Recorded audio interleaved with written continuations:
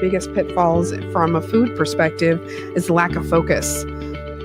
Especially those who are chefs or who are really good chefs, they come to us and say, we make everything. But when you're trying to start a business, you can't make everything. Focus on one or two really good products to start your company. It starts your company out much stronger than your ability to do every kind of dish and every kind of product under the sun. You're an entrepreneur, and you make vital decisions that hopefully blossom into a business. You're the savvy, out-of-the-box risk taker who believes wholeheartedly in the process of innovation.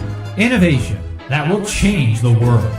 This is CEO Chat with Gresham Harkless, and you're about to embark on a journey through the awesome world of business. Gresham is the epitome of drive and desire as he works to help support small businesses and entrepreneurship. And you're about to learn from this entrepreneur how you can improve your odds of success in the business world.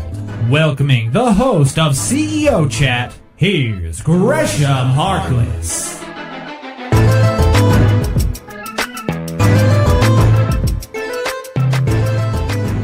Hello. This is Gresham Harkless from CEO Chat, powered by CBNation.co and Blue 16 Media, your choice for all your website design and digital marketing needs. And this was an awesome chat with Brenda Brown of Frontier Kitchen. Brenda is a co-founder and has a really awesome incubator based out of Northern Virginia for food and culinary entrepreneurs. She was a former business analyst, and they offer a slew of resources and support for entrepreneurs in the food industry, often with things that entrepreneurs and business owners in that industry might struggle with. And during the chat, we spoke about her background, her story, and what led her to start her business, and some common pitfalls that food entrepreneurs have and deal with, and where she sees her business in the next 3 to 5 years. So what I would like you to do is just sit back and enjoy this CEO chat with Brenda from Frontier Kitchen. All right, Brenda, are you still there with me? I am. Awesome. Well, I wanted to thank you so much for taking time out of your schedule to kind of speak with us. And usually the first thing that I do is just give you the floor and just ask you to tell us a little bit about you, your background, and what led you to start your business. Oh, well, thank you for having me, Gresham. I do appreciate it. Frontier Kitchen started because we found that there was a need in the community. So in background, I am a business analyst and government analyst, and I had a whole career doing that for about 15 years. As part of being an analyst, I did a lot of business plans for friends and family and just about anybody who asked me. And what I found is I really enjoy working with small business entrepreneurs, people with great concepts that are really trying to get them to market. So my husband became a chef. And we found, along with a lot of other people we were working with, that we couldn't find a kitchen. As a small-time owner, you don't want to spend $500,000 building out your kitchen before you can prove your concept. So what we decided is to get everyone together and build Frontier Kitchen for exactly those people. For us, to start with, and for every other small business owner, small business startup that was trying to get started in a competitive market and needed a place to go and people to help them. I got to have the privilege of bringing in my expertise in business planning and development to match along with our companies here. Awesome. Yeah, I always heard that concept. I guess the idea of scratching your own niche. Like, I've always heard people say that, you build, sometimes, it's not set out to be a really big company, but you have some type of point or something that you want to create because it's not developed out there. So you develop it for yourself. And next thing you know, there's a boatload of other people that want it too. Right. There's a lot of people that it's very hard to get funding for a food business because food businesses overall have such a high failure rate. Banks don't lend. And there aren't a lot of investors. This isn't Silicon Valley where you've got a lot of investors lining up behind your greatest tech project. But there are some really good projects out there and really good concepts and people who just need a little bit of help bringing it to market, a place to go and some expertise and some mentoring to help them out. And they'll really start to take off. And that's what we've seen here since we opened, is we have a lot of good companies that are really starting to take off. Yeah, that's absolutely awesome. Yeah, and I imagine you have been able to look at all those different business plans in your business analyst position. You've had the opportunity to really transition towards doing something really awesome and be able to kind of provide a lot of perspective to a lot of great businesses. Absolutely. I like teaching. And so it's a lot of fun to help businesses and help people with concepts not make the same mistakes I did when I was starting out in business, and to really teach them how to do this themselves. It's not my purpose or point to run a business for you. It's to teach you how to run a business. And I've been very privileged to help quite a few people do that. Awesome. Awesome. So I guess could you tell us a little bit about what Frontier Kitchen is, where you're based, what it is that you do, and how you kind of help out those, I guess, food entrepreneurs, if that's the right term? Yeah, actually, food entrepreneurs is exactly what we do. So first and foremost, we have 2 commercial kitchens here in Northern Virginia, one in Lorton, Springfield area, and the other in the Haymarket, Gainesville area. Because the first thing any food entrepreneur needs is a place to go. Our kitchens are certified, and more importantly, everyone who passes through us gets and holds their own certification, which we will help them get. But almost anybody can go to a caterer, a restaurant, a church, and find kitchen space. That's not what makes a successful company. What we're doing in the background is helping build the structures of a successful company. So as much as an entrepreneur wants us to be involved, we're involved in helping them get set up, conducting costing and pricing, giving training and marketing, accounting, all of the things that you need to be successful, and gearing toward your business towards the goals that you have. So whether you want to open a restaurant or whether you want to put a product on every Costco shelf in America, those 2 things are different, and we're here to help with that. Awesome. Yeah. And, when you were saying that, it just reminds me of a book that I hear so many times when I speak with entrepreneurs and business owners. It's the EMyth, where a lot of people are really good at a specific skill or what it is that they do. Obviously, in this case, it might be preparing food, being a chef, but they don't necessarily have the experience or know exactly how to do the accounting, how to do the marketing, how to do all those things that you kind of mentioned. So it's good that you guys kind of help people develop all those different aspects. Yeah, it's funny you mentioned that book. I actually have it sitting right here on my desk. We read that too. I'm spying on you, I guess. and that's exactly it. We don't teach how to cook. We assume most of our clients that come to us already know how to cook because they already have a good idea. For us, it's all about how to bring it to market in a successful way. Awesome. So when you're thinking about, being a food entrepreneur, what types of things do they really have as their biggest maybe problems or pain points that you guys help them out with? Probably our biggest pain point is costing and marketing. So how much do I charge for this? My neighbor who wants to make cookies is charging $5 a dozen. How much do I charge for my cookies? Because I think my cookies are special. Mm-hmm. And that seems like a simple answer is out there somewhere. And in fact, it's actually incredibly deep, because you have to choose your suppliers. You have to cost your recipes. You have to make sure you're accounting for overhead and financial projecting. You need to do a lot of things in just figuring out what is the cost of my cookies. So we spend a lot of time with our clients working on that particular aspect, which everybody thinks is simple, but it is probably the biggest failure point of any of our companies that have gone out of business. They simply didn't cost things correctly. In one case, we had a very smart girl who came to us and actually went through one of our classes, but she'd been working out of her house for a little bit of time, probably a year or so. And when we went through the costing with her, it turns out she was giving away 75 cents every time she made a cupcake. Oh, wow. So in addition to not making any money in her company, she was actually giving money away to her clients, to people who bought it. Yeah. So Wow. These are the kinds of things that we try and avoid. Yes. You definitely don't want to be in that type of business. You want to make sure that you're making a profit. I think that's probably rule number 1. No, that's great that you guys are doing that. And so I guess, how do people, if they hear this, what types of things do you offer? Because I know you mentioned the classes.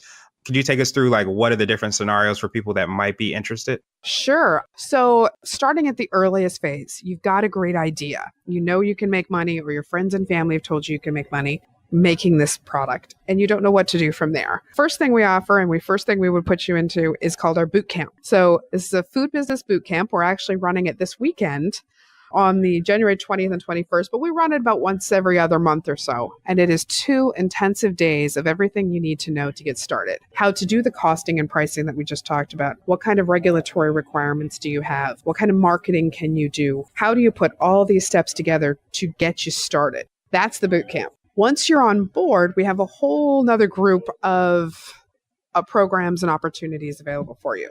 We do have a partnership with Amazon Fresh. So the public can buy our members' products on Amazon Fresh. We have a new in-house marketing program we've just started up. One of the challenges a lot of our members and us have had since we opened is marketing is very expensive at the startup phase to get a professional marketer to help you out. Building websites is thousands of dollars. Getting even a logo can be thousands of dollars unless you use one of those free services. And then you're not getting your whole branding package completed.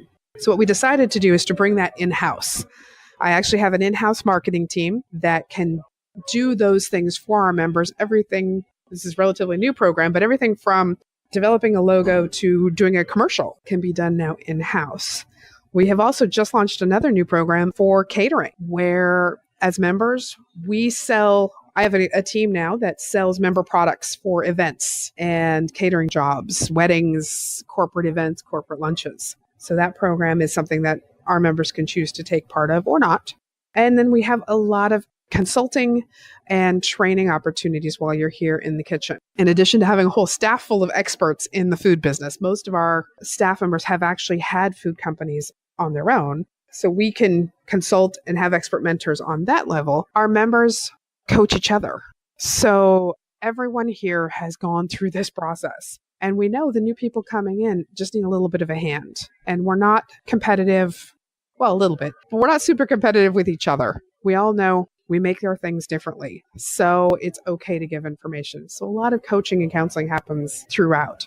We also host workshops from professionals in the community, come in and do accounting workshops and marketing and legal and all sorts of workshops for our members. Wow, that's awesome. It sounds essentially like a one-stop shop, but it's just so focused on a specific type of entrepreneur. So I think, even when I came and visited, that was one of the things that kind of compelled me more than anything else is that, hey, if I was, starting a cookie business or I wanted to start a catering business, this would be like a place to go where I would not only be able to get a ton of resources, but also be able to kind of congregate and communicate and mastermind maybe even with people that are going through the same things. Right. That's exactly what we're here to do. We have quarterly member meetings. We just held our winter meeting. And the purpose, in addition to providing information on whatever new is going on, is to get everyone together so the barbecue guys can talk about what's happening in their industry and what kind of competitions are coming and what kind of events they're going to do. And the food trucks can talk about whatever's going on in DC and all the food truck regulations that are being cracked down on and all the things that are happening that as a single person, they're almost impossible to keep up on by yourself. But as a group, there's a lot of information out there that you can get by just having a single meeting. Yeah, and that's huge. I mean, you're in your environment and your team, the people that you have around you, even if they're not quote unquote in your company, but just the environment that you put yourself in can definitely, make or break you. So, being in a successful environment, which it sounds like that you guys have there, is definitely one way to kind of improve your likelihood of succeeding. Yeah, absolutely. We've got some fun things coming out with our members too. So we have some graduates. We actually just graduated 3 new companies this last member meeting, which is super exciting and really lends to our success because those graduates stay in touch. So if somebody wants to get a restaurant as their long-term goal, then they can work with people who've already been there. Everybody thinks that the troubles they're going through are unique and everybody else has it dialed in. And once you start talking to people, you find out really everybody's in the same place you are or has at least been there. Right. Exactly. So you touched on something not too long ago with what you just said. So you also have people that actually want to own restaurants, but they actually start out with you guys and then end up owning restaurants. Is that correct? Oh, yeah, absolutely. As a matter of fact, we have one that's opening next month. Smoke and Looney Q is opening down in Woodbridge next month. They are one of our graduates. They started out as a food truck and were very successful in their first year. As a matter of fact, they started in August of 2016 as a food truck down in Woodbridge, got a lot of traction. They've got a very good product and have gone through the build-out process over the last 6 to 8 months and are just about ready to open their first restaurant. That's awesome. Well, cool. Do you have any other maybe additional success stories that you can point to say this is really why we created Frontier Kitchen? Oh, absolutely. On the other end, when you're not talking restaurants, we have our wholesale partners. So our companies that are really specifically looking to get into grocery and widespread product distribution. Bakephileas out of Reston is another one of our graduates. She graduated just this month. She's recently opened a partnership with, I believe the company is Scoops to You in Reston, but she's primarily a wholesale product. She does gluten-free and vegan desserts, cookies, cakes, cupcakes, and brownies. And you can find them in a lot of places. She just got onto the new Earth Fare shelves in the new Fairfax store. She's in Whole Foods. She's in a lot of moms. So she's really growing very quickly. She's been open for officially 1 year. So in just a year, she went from a brand new concept to very successful. And that is really on her. She did a lot of work. Sarah Sligman is the owner of Bakephileas, and we're really proud of her that she's one of our graduates. Yeah, that's awesome. And I imagine, definitely, obviously, the entrepreneurs are putting and doing their work and their due diligence, but I'm sure definitely it helps out as far as like being, in a kind of that incubator type of environment where it increases your likelihood of being successful and even probably launching and getting to your goals even faster, because sometimes it's difficult as business owners just kind of being alone. You're trying to figure out what to do, what not to do, but being in that environment kind of helps increase your likelihood of succeeding. Oh, yeah, absolutely. Sarah's been a great resource for all of the applications and how to get through the application processes in wholesale for a lot of the members that are just getting started. So she learned from some of our other more senior members that have now gone on, and she's passing on her information, which is how the whole system works. Right. Exactly. Well, cool. And I know you touched on a mistake or pitfalls that you found that, business owners might struggle with, especially if, they're food-based entrepreneurs, being the pricing. Are there any other maybe things that you say that, these are common things that I see that, food entrepreneurs or maybe entrepreneurs in general kind of struggle with that they can kind of improve? Yeah, absolutely. In addition to costing, I would say one of the biggest pitfalls from a food perspective is lack of focus, especially those who are chefs or who are really good chefs. They come to us and say, we make everything. But when you're trying to start a business, you can't make everything. Focus on one or two really good products to start your company. Starts your company out much stronger than your ability to do every kind of dish and every kind of product under the sun. That is probably one of our biggest issues. The other thing is lack of marketing. Food is a crowded scope, a crowded market. There's a lot of people out there making a lot of food products. So it's really important to get yourself out there as an entrepreneur and promote your product. What are you doing? How is it different? And how do people find out about it? So having that marketing strategy is another really important thing that many people skip in the process of production, but it really is a determining factor as to whether or not your company is going to be a success. Yeah, that makes perfect sense. And I know, and I feel like you're spying on me because, focus is a big thing that most entrepreneurs kind of struggle with. And especially, it's not good, but it's like you said in the very beginning, where sometimes if we talk about some of the things that maybe we're struggling with, we'll find out we're not alone. So that focus piece is definitely something that a lot of entrepreneurs, they get really excited about their product and then they just want to help out everybody in the world. But you're saying that if you really drill down and focus, that helps out your likelihood of succeeding. Oh, absolutely. That you can only produce so much as one person. And when you're first starting, you are going to be a 1 or 2 person show. So you can't make 30 different kinds of cupcakes, even if you make really great cupcakes 30 different ways. By focusing on just a few, it frees up your time out of production to get into the marketing and really promoting your company. Makes all the difference in the world. Exactly. Yeah, that makes perfect sense. Yeah. Focus, laser focus kind of helps you out, especially, if you're building a business, you're not necessarily building it to just for, that year, you're building it for the long term. So you want to make sure that you focus, and you can always add different versions of the cupcake, so to speak, on later on when you grow out.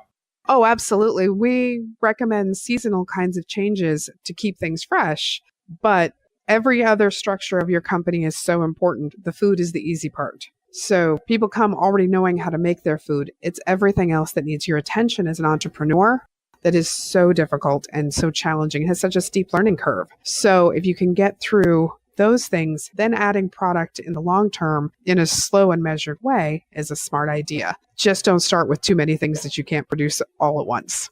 Exactly. Well, awesome. So if you had like maybe a crystal ball and you can look maybe 3 to 5 years down the line, where do you see Frontier Kitchen? What do you see that you guys are doing and accomplishing? Well, Frontier Kitchen is growing. In addition to more members, we'll 5 years from now hopefully be looking at more space and really growing our programs. We want to grow a much larger distribution program on the wholesale level than we currently have, and increase our partnerships with some of the local developers to perhaps get our graduates into local space. So we're really excited about the growth potential that we have. Our members are getting bigger all the time. We need more space, and bringing on new members is really important for us as we graduate people out and our community grows. So we're really looking to have a greater impact on the community as we get bigger and create an entirely new food community for Northern Virginia. That's really our goal.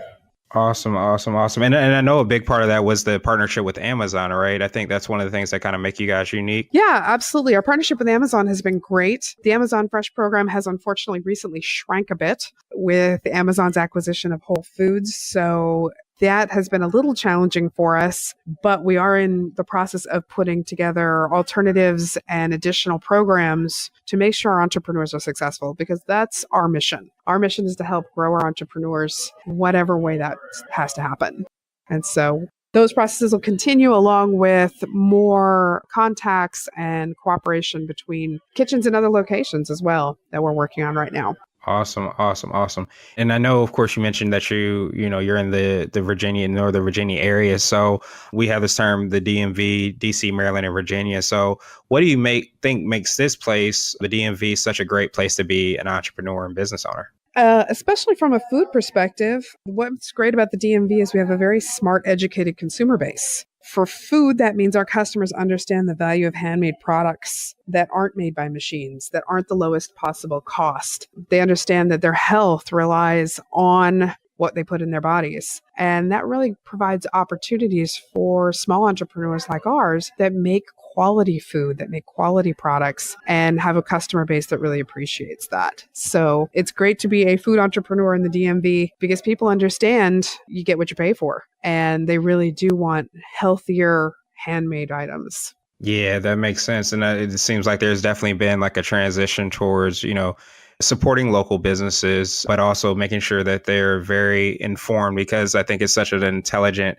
area with so many intelligent people that they're really informed about what they're putting into their bodies, and they want to know who the companies are and what they're doing and how they're, creating their food. Absolutely. And with the companies at our level, it's great to be able to meet the chefs. And a lot of times you'll meet the chefs out at farmers markets. They're really the people who are making your food for you and can come here into a nice, clean, sanitized location. It's great food. It's done well, and it's done by hand. Yeah, that's awesome. You actually get to see it kind of from the beginning and get to talk with the owner and the chef to see exactly what their philosophy is, why they started it, what it is that they're doing. So I think that's pretty awesome. Well, cool. So I appreciate you kind of taking time out of your schedule to kind of speak with us. What I wanted to do was just kind of give you the floor to see if there's anything additional that you wanted to tell our readers or our listeners about Frontier Kitchen, or words of wisdom, or just anything that you can kind of leave us with. Sure. What I would say is starting a business is scary. It's very risky, but for those who are inclined to do so, it's one of the most rewarding experiences you can have. I wouldn't go back to my 9-to-5 if you paid me 3 times what I could make here to do so. Being your own boss is fantastic. But especially for those of you with inclinations in the food industry, don't go out and do it on your own. Your resources are available with us and other kitchens who are in the area. Those who graduate out of incubators have an 80% success rate and likelihood of being around in 5 years.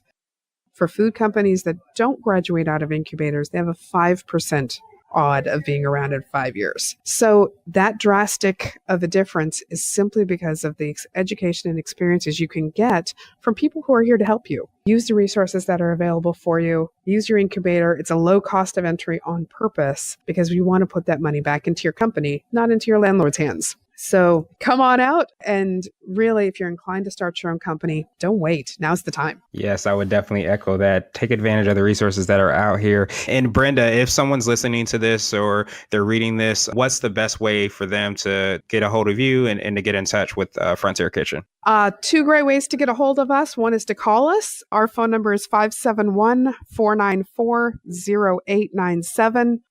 Or send us an email at info@frontierkitchen.org, and we'll get back to you as soon as possible.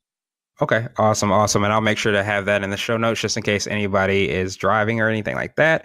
But Brenda, I truly appreciate it. This was awesome. And I think you're doing something really phenomenal. So I appreciate you for all you're doing and the time that you took today. Thanks so much, Gresham, for having us. We really appreciate you having us on.